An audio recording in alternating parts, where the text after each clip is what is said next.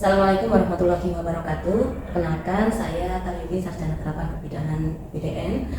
Saya selaku koordinator P2P Dinas Kesehatan Kota Tegal dan juga dalam hal ini selaku pembimbing lapangan dari mahasiswa praktek yang bernama Mbak Hermi, Mbak Dila, dan Mbak Tari yang berasal dari Universitas Negeri Semarang, jurusan Kesehatan Masyarakat.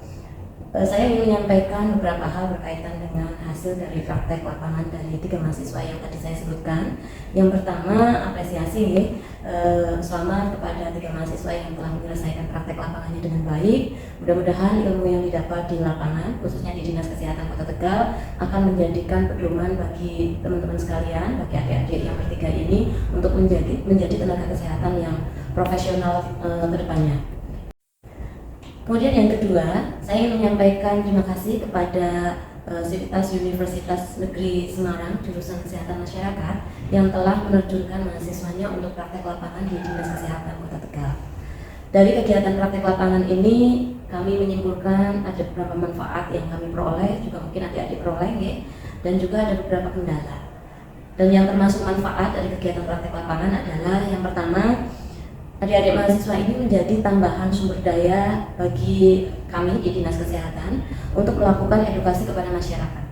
Karena memang secara umum sebetulnya SDM untuk melakukan edukasi kepada masyarakat dibutuhkan sebanyak-banyaknya. Karena sasaran kita masyarakat luas itu juga jumlahnya banyak. Harapannya dengan semakin banyak SDM kesehatan yang memberikan edukasi masyarakat juga akan lebih banyak mendapatkan informasi kesehatan. Yang kedua, memberikan kesempatan bagi masyarakat untuk melakukan konseling kesehatan dan atau menambahkan wawasan kesehatan dengan waktu yang lebih longgar. Karena adik-adik mahasiswa ketika memberikan konseling kesehatan, edukasi kesehatan, mereka lebih concern, tidak terburu-buru untuk melakukan kegiatan yang lainnya. Kemudian yang ketiga, memungkinkan melakukan pemetaan masalah di setiap kali adik-adik mahasiswa ini turun ke lapangan dan bertemu dengan kelompok masyarakat yang mungkin saja masalah tersebut belum terpetakan oleh kami.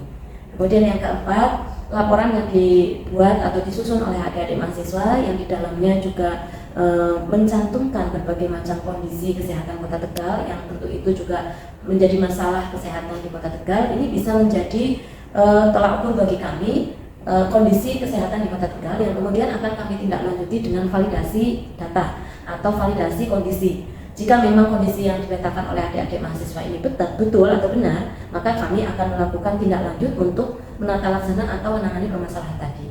Kemudian yang kelima, inovasi yang dibuat oleh adik-adik mahasiswa dalam hal kaitannya dengan cara melakukan edukasi kepada masyarakat agar supaya lebih efektif, efisien, ini bisa direplikasi oleh Dinas Kesehatan Kota Tegal khususnya untuk dapat dilaksanakan kegiatan yang serupa ke depannya dan harapannya bisa mencapai tujuan dari pembangunan kesehatan dengan membangun masyarakat Indonesia pada umumnya dan Kota Tegal khususnya yang berwawasan kesehatan dan bisa berperilaku sehat. Itu beberapa manfaat yang bisa kami peroleh dari praktek lapangan adik-adik mahasiswa yang diterjunkan di Dinas Kesehatan Kota Tegal. Sedangkan kami tidak menutup mata bahwa dalam kegiatan pelaksanaan praktek lapangan ini ada kendala-kendala yang dihadapi. Yang pertama adalah masih ada kelompok masyarakat yang belum mau menerima dengan terbuka kedatangan mahasiswa dan kemudian belum mau mengimplementasikan informasi kesehatan yang diberikan oleh mahasiswa untuk dapat merubah perilaku mereka menjadi perilaku yang lebih sehat. Kemudian yang kedua, adanya keterbatasan sarana prasarana bagi mahasiswa dalam pelaksanaan edukasi kepada kelompok masyarakat selama mengikuti kegiatan di Dinas Kesehatan Kota Tegal yang kurun waktunya lumayan cukup lama, yaitu 3 bulan. Ini tentu akan mempengaruhi hasil dari kegiatan yang sejatinya jika didukung dengan sarana prasarana yang optimal, maka mungkin hasilnya akan lebih maksimal. Gitu. Kemudian yang ketiga, kami melihat adanya keterbatasan anggaran. Jadi teman-teman mahasiswa ini melaksanakan kegiatan dari kegiatan yang memang sudah ada di Dinas Kesehatan.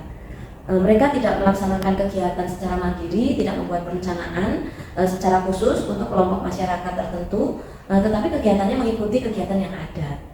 Nah, ada beberapa kegiatan yang direncanakan tetapi lokusnya berbeda, ya, bukan di masyarakat, nanti lokusnya di sekolah, tentu ini sudah berbeda lagi sasarannya. Nah, kami beranggapan bahwa Jika ada anggaran khusus, mereka bisa menyelenggarakan kegiatan sesuai dengan rencana mereka, menyesuaikan dengan kebutuhan mereka dalam hal target dari praktek lapangan. Ini akan lebih bagus lagi, mahasiswa akan lebih bebas, tidak terbatas dalam pelaksanaan kegiatan. Kemudian yang menjadi kendala berikutnya adalah kami lihat mahasiswa datang ke Dinas Kesehatan untuk kerja praktek lapangan itu belum membawa target kegiatan, sehingga mereka mengalami kebingungan di awal. Sistem penetapan target praktek yang belum ditetapkan di awal kegiatan ini sedikit banyak mengurangi efektivitas dari waktu adik-adik dalam praktek ya, karena dari mereka praktek di 1 minggu awal itu mereka masih bisa mereka itu memetakan permasalahan yang ada dan lalu baru menentukan target. Padahal kalau targetnya sudah ditentukan di awal, mungkin akan lebih banyak lagi kegiatan-kegiatan yang bisa mereka rencanakan dan bisa diselesaikan dalam kurun waktu praktek lapangan. Itu beberapa hal berkaitan dengan kendala yang kami coba petakan pada saat proses pelaksanaan praktek lapangan selama 3 bulan di Dinas Kesehatan Kota Tegal. Kami harapannya ke depan jika memang ada kegiatan praktek lapangan lagi, tentu harapannya kegiatan ini akan lebih terencana, akan lebih optimal, maksimal manfaatnya begitu, sehingga izin kami memberikan saran jika diperkenankan. Yang pertama adalah jika memungkinkan pada saat praktek lapangan, adik-adik mahasiswa sudah dibuatkan target terlebih dahulu. Target kegiatan yang sudah baku menjadikan mahasiswa punya perencanaan yang lebih matang jauh sebelum mereka praktek lapangan. Sehingga begitu mereka sampai ke lapangan, mereka sudah punya bahan kegiatan mulai dari awal pelaksanaan kegiatan. Kemudian target dari kegiatan praktek lapangan ini juga selain disosialisasikan kepada mahasiswa, harapannya bisa disosialisasikan kepada pembimbing lapangan, sehingga kami yang menjadi pembimbing ini bisa mengarahkan agar supaya adik-adik mahasiswa bisa mencapai target itu dengan baik gitu. Kemudian yang kedua, akan lebih baik apabila ada bantuan dana dari pendidikan untuk keperluan cetak media atau cetak media edukasi atau keperluan-keperluan lain yang muncul ketika memungkinkan diadakan kegiatan mandiri mereka di lapangan, tidak selalu mengikuti kegiatan kami yang sudah terencana, karena mungkin kegiatan yang mereka buat sendiri ini akan lebih spesifik dengan pencapaian dari target praktek lapangannya mereka. Nah, yang kami lihat saat ini karena tidak ada anggaran yang khusus, mereka menggunakan anggaran swadaya. Tentu ini akan memberatkan bagi mahasiswa. Saya kira itu untuk beberapa hal yang bisa kami sampaikan. Semoga bermanfaat, semoga sukses untuk adik-adik mahasiswa yang nantinya akan melanjutkan kegiatan praktek lapangan di tempat yang lain, dan sukses juga untuk Universitas Negeri Semarang. Terima kasih, saya Adri, wabillahi taufiq wal hidayah. Wassalamualaikum warahmatullahi wabarakatuh.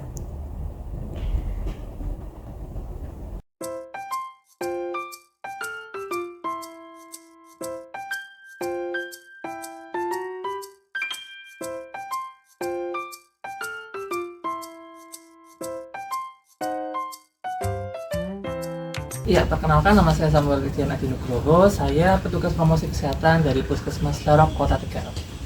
Terima kasih sebelumnya atas bantuannya dari teman-teman dari Universitas Negeri Semarang jurusan peminatan epidemiologi ya?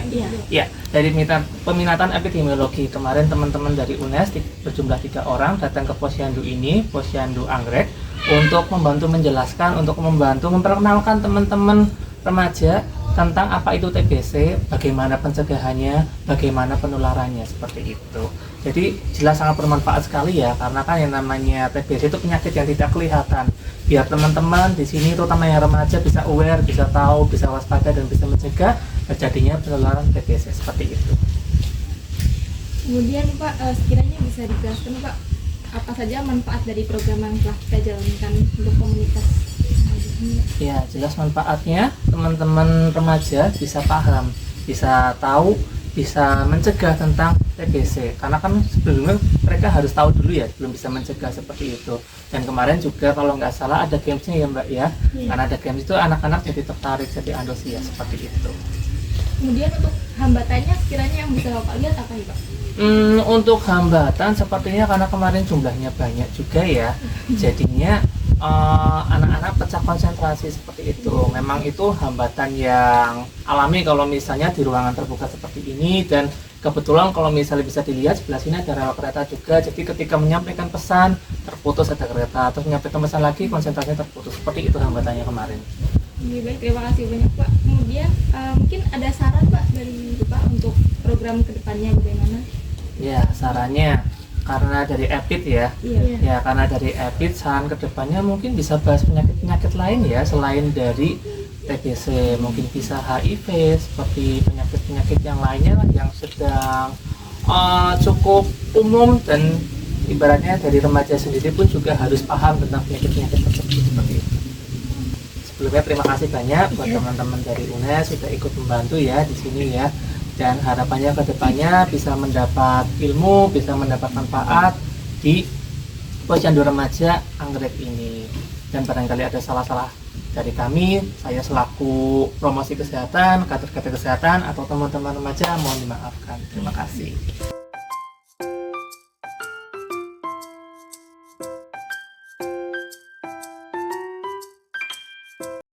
Bismillahirrahmanirrahim. Assalamualaikum warahmatullahi wabarakatuh. Saya Ibu Nur Hikmah SPD. Saya adalah salah satu guru yang ada di SMA Negeri Kota Tegal, yang mana saya adalah pembina PMR yang ada di SMA Negeri Kota Tegal. Dalam hal ini saya sebagai pembimbing lapangan dari mahasiswa dari UNES yang melakukan kegiatan PKL yang ada di SMA Negeri 3 Kota Tegal.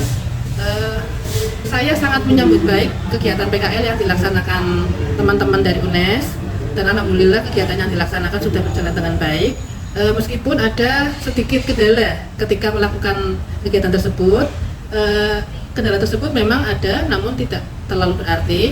Di antaranya yaitu karena padatnya kegiatan yang ada di SMA 3, sehingga ada sedikit waktu yang bersamaan satu kegiatan dengan yang lain, sehingga mungkin sedikit kurang optimal untuk kehadiran ataupun keikutsertaan dari anak-anak PMR tersebut.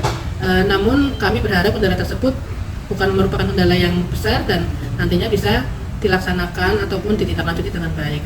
Saya selaku pembina PMR merasa bersyukur SMA 3 Kota Tegal diberi kepercayaan untuk bisa mengikuti kegiatan program ini bersama mahasiswa, di mana manfaat dari kegiatan PKL dari mahasiswa tersebut sangat baik untuk anggota PMR yang ada di SMA 3 Kota Tegal, di mana mereka selaku anggota PMR bertambah pengetahuannya, kemudian wawasannya mengenai TBC itu apa, sehingga dari kegiatan tersebut diharapkan nantinya yang menjadi duta TBC tersebut bisa menindaklanjuti dan menginformasikan kepada rekan-rekannya, baik sesama tingkat maupun kakak kelas kelasnya. Dan ini sangat bermanfaat untuk anak-anak tentunya secara umum yang ada di SMA 3 Kota Tegal. Kemudian untuk ke depan kami harapkan kegiatan-kegiatan seperti ini akan bisa ditindaklanjuti dari anggota PMR yang bisa melaksanakan, merealisasikan kegiatannya juga diadakan untuk bisa lebih dilakukan inovasi yang kaitannya dengan kegiatan mengenai sosialisasi dan informasi mengenai TBC, sehingga lebih manfaatnya lebih luas lagi, tidak hanya untuk siswa namun lebih semuanya kepada warga yang ada di SMA Negeri Kota Tegal. Kiranya itu yang bisa saya sampaikan. Kurang lebihnya mohon maaf. Terima kasih. Wassalamualaikum warahmatullahi wabarakatuh. Assalamualaikum warahmatullahi wabarakatuh. Perkenalkan, nama saya Irmi Nurlela, mahasiswa UNES Prodi Kesmas Peminatan Epidemiologi. Saya telah menyelesaikan praktik kerja lapangan di Dinas Kesehatan Kota Tegal, Kelurahan Slerok, dan SMA Negeri 3 Tegal. Selama PKL, saya mendapatkan banyak sekali pelajaran mengenai bagaimana dunia kesehatan bekerja secara langsung, berinteraksi dan berkomunikasi dengan masyarakat, dan berkoordinasi serta bekerja sama dengan mitra profesional. Saya juga belajar menerapkan apa saja yang telah saya pelajari selama masa perkuliahan dengan cara yang efektif dan lebih profesional. Kemudian, saya berterima kasih kepada seluruh pihak yang bersangkutan dengan program PKL yang telah saya jalani, dan saya mohon maaf untuk semua kekurangan dan kesalahan yang saya lakukan selama masa PKL. Sekian dari saya. Wassalamualaikum warahmatullahi wabarakatuh.